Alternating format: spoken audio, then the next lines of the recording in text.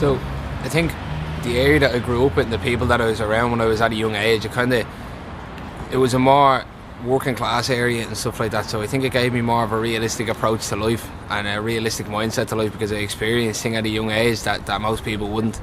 And I realise now that I'm looking back on it that there's a lot of aspects in my life that I kept hidden because of the surroundings that I had when I was younger, and also that a lot of other people kept hidden. And it's kind of a shame to see, because it's someone hiding a part of themselves really when it should be expressed as much as anything else. And so I think this poem is dedicated to that, and just dedicated to self-expression, and always be proud of where you're from, but always know that it's that kind of made you the person that you are today. So.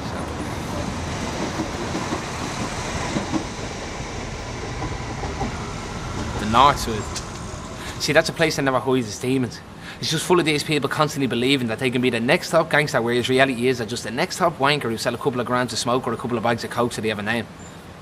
You see, a reputation is always on their mind, and so education is always put to one side because it doesn't make cash, so they can't go on the lash with the boys. A few bottles on the canal where the noise of the amp just echoes along the buildings and all along the scenery. So there's just this endless sights of greenery that they continue to smoke as hope is this bleak word that they don't believe in.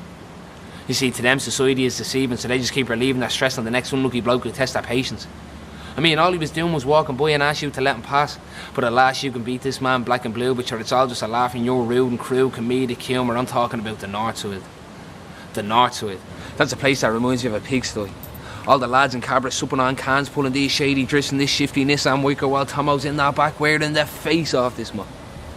Just another young one from the slums of Ballymun so they can use and abuse her until he's had enough fun. You see, talks go back to the lads about how she was so easy when her knees were getting heavy and her breath was getting wheezy as he shouted that bag of white rock. And now these absurd thoughts and the parents have become a reality, as their daughter started to get on her knees for a hardcore wannabe, and now she's the main focus of popularity amongst the social network community. I'm talking about the Northwood.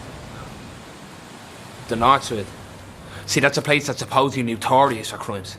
It's just this place that's stuck in these constant hard times. You see, the poverty on the street really makes me weep, for as I fear for what the youth see as positivity.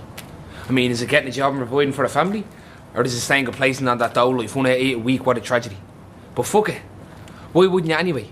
See, 24 quid a week gets you started in this corporate housing estate where you can stash your constant waste of class A's, and fuck it. See, it's the government's fault anyway. See, they don't provide enough jobs for you. It's all about foreign people coming in, supplying with this cheap labour. I mean, shut up, mate. This is your future. But it's only you who can really make it. And that's what I say to every single person who ever grew up in the Northwood. The Northwood. See, that's a place where I was objectified as a social outcast because I wouldn't do what they did. Standing outside the shops just wasting the time they have as kids. You see, they all want to grow up, but they don't really know exactly what growing up is.